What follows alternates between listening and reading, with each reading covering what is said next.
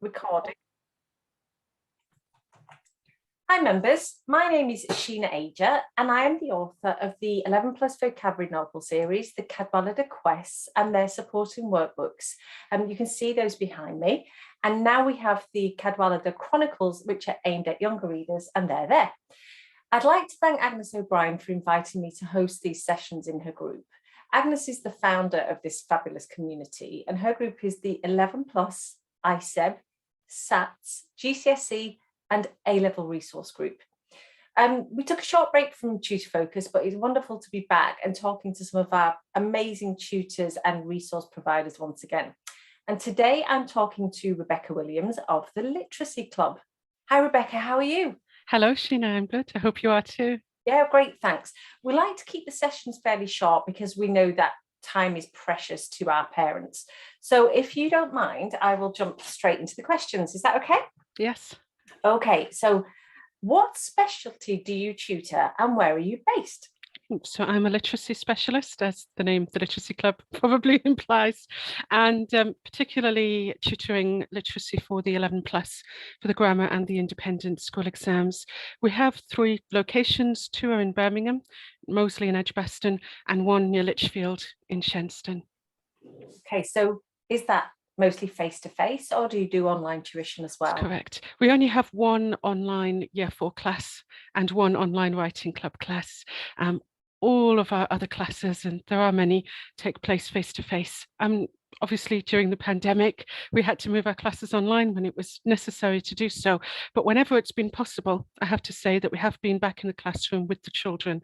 And from my perspective, I find that children react better to that process, to that supervision, to being in the class alongside us and their peers working together. So that's definitely something that I wish to continue doing, just sticking with children in the classroom.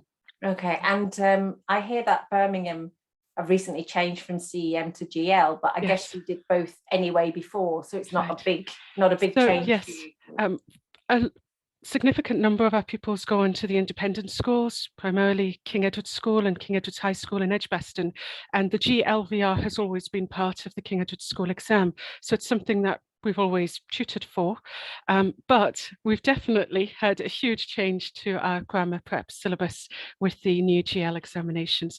I mean, perhaps that's overstating it. Obviously, certain aspects of the examination, such as comprehension and general literacy and vocabulary ability, are always going to remain the same, no matter where you are in the country or which exam you're doing.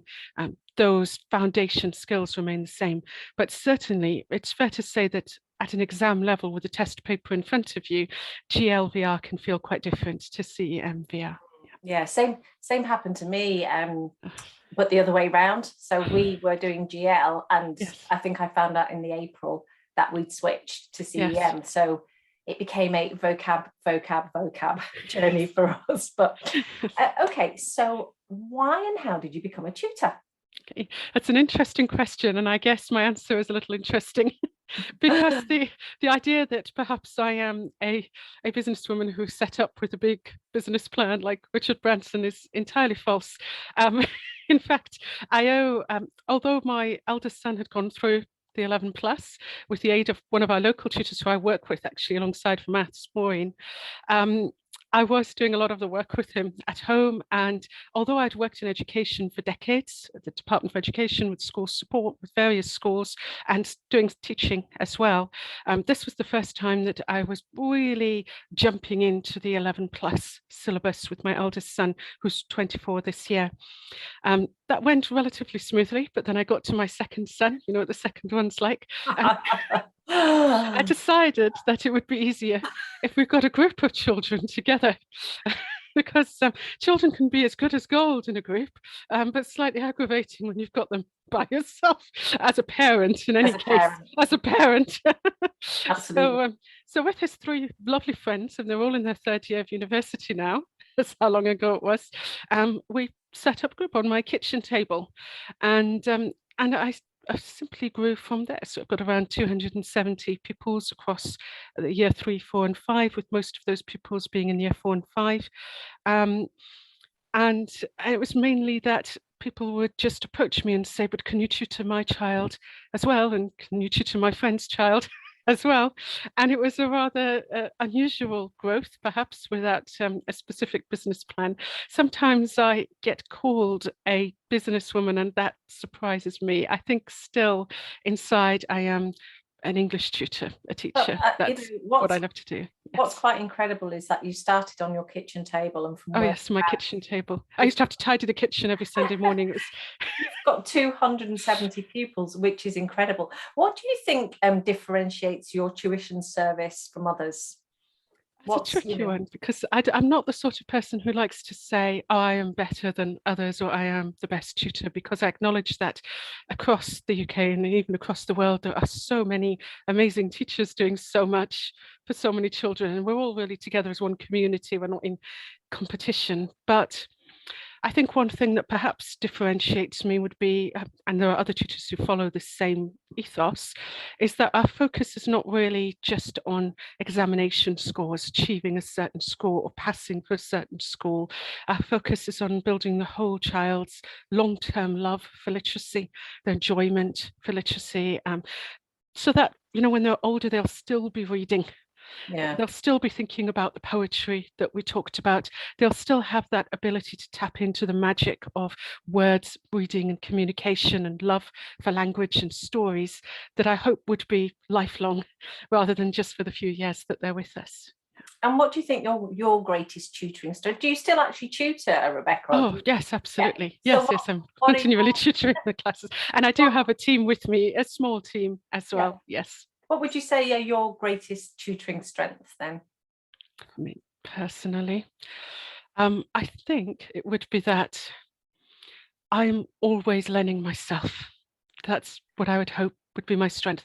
If I look back to even 2 years ago, I would say that my tuition, the way I teach, my understanding of children, psychology, of success, of winning, of the material that I'm teaching has grown a great deal in the 2 years. So when I'm with the children, we're all growing together.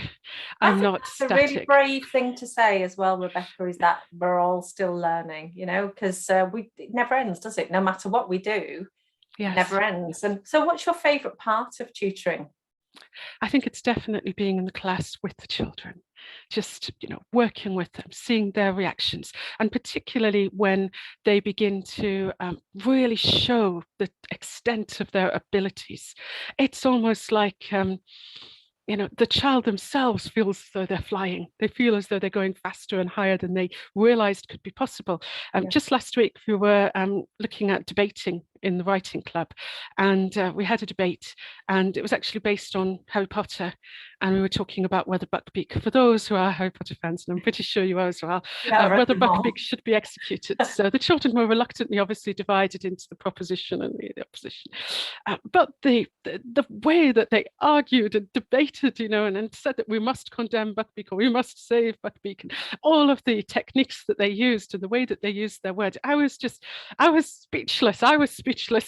They were the ones with the speech, because everything that I had taught since September, everything that we discussed, everything that I'd given to them, they were able to use and fly. And I guess, I've lost my track, but it's my privilege. It's my privilege to see the children just grow, and a lot of parents and children stay in touch for years afterwards. I get clips from their school performances and poetry recitals. I can see your passion, Rebecca, and I think it comes across when you're talking about what you do. And clearly, a favourite part of tutoring for you is to see the children grow in confidence.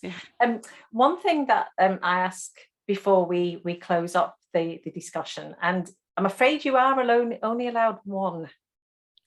What top tip? Only one, and I know there's hundreds. You've got to choose one. What top tip would you give to parents? That's really unfair. One. One. You can name your year if you want. You can say this is 4 year kids, but one. Okay, I would ask you to read Khalil Gibran's poem, "Your Children Are Not Your Children." Wow. That's the tip. It's everything. Wow. Yes. Right. Okay. Do you know, I don't know that poem. Okay. Do you want me to read it? I can get it up. Yeah. Oh, just get it up. I mean, yes, I do know it, but yes, it's in front of me now. The poem is actually called On Children by Khalil Gibran, born in 1883, wondering. And a woman who held a babe against her bosom said, "Speak to us of children." And he said, "Your children are not your children. They are the sons and daughters of life's longing for itself. They come through you, but not from you. And though they are with you, yet they belong not to you. You may give them your love, but not your thoughts, for they have their own thoughts. You may house their bodies, but not their souls, for their souls dwell in the house of tomorrow, which you cannot visit, not even in your dreams. You may strive to be like them, but seek not to make them like you, for life goes not backward, nor tarries with yesterday. You are the bows from which your children, as living arrows, are sent forth. The archer sees the mark upon the path of the infinite, and he bends you with his might, that his arrows may go swift and far. Let your bending in the archer's hand be for gladness, for even as he loves the arrow that flies, so he loves also the bow that is stable. Okay. Wow. Okay. So I'm going to drop the mic there. It's deep, it's deep. No, that's brilliant. Yes. I've sang this more as a parent as well. I've got 5 children aged between 23 and 12. And I guess every single journey that I've gone through as a parent is one that feeds through into all of my interactions with the children that I work with too. No, that's absolutely lovely and an amazing note to end on. Rebecca, can you please tell us where we can find you, the name of your website, where we can find you online, please? So my website is just literacyclub.co.uk. And in fact, if you really want to see a little bit more poetry as well, and some words from my pupils, if you go to the good news section, because last year I asked my pupils something which is part of one of Mary Oliver's poem. Mary Oliver is one of my favourite poets, and one of her poems says, "Tell me, what is it you wish to do with your one wild and wonderful life?" I asked my pupils that, and some of their responses were just incredible. Yes, so these are, so a lot of us, we tend to watch the news and feel pessimistic. But around us with pandemic, we see war, we see difficulties. But I think the brilliant thing, the best thing about my job, about working with children, is that I remain eternally optimistic. With a generation like this going out into the world, it's only going to get better. I think your optimism comes across beautifully, Rebecca. It's been lovely talking to you, and thanks ever so much for popping along to have a chat with me. Thank you, Sheena. Thank you. Pleasure. Bye. Goodbye.